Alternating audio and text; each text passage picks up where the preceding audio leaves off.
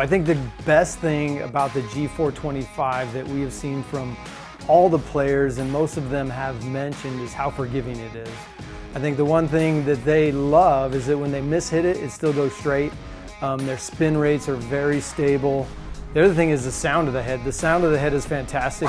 This one's more of a solid, kind of deep sounding strike. And then also, which everybody loves, is the faster ball speeds and a little bit lower spin. So what we're seeing is guys can actually put a little bit more loft, but still keep the same spin that they had previously, where the spins are a little bit lower, but getting the proper launch conditions. Every year, somehow they beat the previous records, making the ball spin the way we need it to, making the ball go as far as we need it to, fly as far as we want it to, and straighter. And it seems like this new driver, the G425, coming off in the window I want it to, and that means coming off to the right, coming off in the right trajectory I'm looking for, but it's still producing the cut that I'm looking for, or the slice as some people call it, but it's also giving me the roll when it hits the fairway. And so for a person that's trying to hit the ball straighter, trying to look at a different window that I'm looking at, the Max is the perfect driver for them. Just right away, obviously love the new look and just the head, the way it's shaped. Obviously the forgiveness in it, I can definitely tell difference, especially with my misses. It didn't fall offline as much as my previous driver, so for me that was pretty much the key factor for me switching. Well, I picked up ball speed right away, and I think it was 2 to 3 miles an hour ball speed right out of the gate, and that was pretty much swinging at the same miles an hour with the G410. So the head is definitely hotter, which is great, and I actually knocked down some spin rate numbers, which is great for me. If anything, I'm a little bit of a high spin ball player. You know, sometimes get the driver up close to 3,000, which is not ideal. It was never the case when I was hitting the G425. It seemed to always stay around 2,500 and flatter, which just equals more distance for me. So, man, I was pounding that thing, and again, I look forward to just putting it back and putting it in play. Instantly, I absolutely loved the look of the new driver.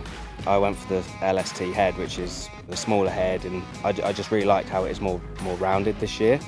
And the sound and the feel of it was got everything you kind of want in a driver, so yeah, I instantly loved it. One of the great things about the Ping G425 driver is not only is it forgiving, but it's very fast. One of the things that people always think is, if I get a forgiving driver, well, it's not going to go as far. Well, not so with the G425 driver. The G425 driver provides fast ball speeds, low spin, long distances, and very forgiving. Your misses are going to be closer to the fairway, if not in the fairway. And that's what we're all looking for. Doesn't matter what level of golfer you are, you're looking at hitting more fairways, playing better golf, shooting lower scores, and this driver seems to be doing it. I'm all about look. I feel like the most important thing to me is it has to look good if I'm gonna hit it well. And right away, I looked at the LST and the G425 Max, and I knew I was gonna hit it well just because of the way it looked. I felt like it was set up square, and I actually felt like the LST was a little bit smaller than the G410.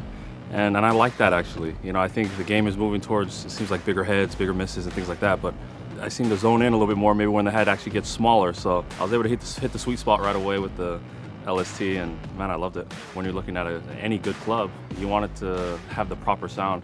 And I definitely think the G425 has that. It's almost like a solid hit with a bat. This is kind of how I would explain it. It's not as much of a ting as it is more of a solid hit, and so I love the sound of it, and I look forward to putting it in play.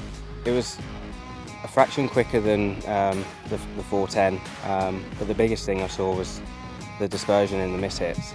Even with the smaller head LST, I found it more forgiving than the previous model, which gave me the confidence to put it straight in the bag. I love the driver because I can just go at it and I'm comfortable with it, and honestly, the harder I swing, the straighter it goes. I pretty much hit the same percentage of my fairways anyway, so the G425, it's definitely, like I said, it's helped me in that aspect of comfortability with hitting it further while also hitting it straight. Every other year when a new driver comes out, it's always outperforming the last one. And so for a guy like me to switch, you know it has to be something about it that's working properly. And that tighter window, the misses, missing where I want it to miss, all those things add up to the best performing driver. And right now, this is the best on the market. It's so important to be in the fairway.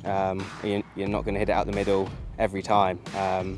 So if your miss hits can be a lot tighter, that's obviously a good thing, and I think the new driver certainly helps that. When you're talking about length and straight, there's no better equipment than what Ping engineers have been able to do, and now the G425 is proven again that it's the best in the game. I've always had the goal of getting up to 200 miles an hour. out on the golf course.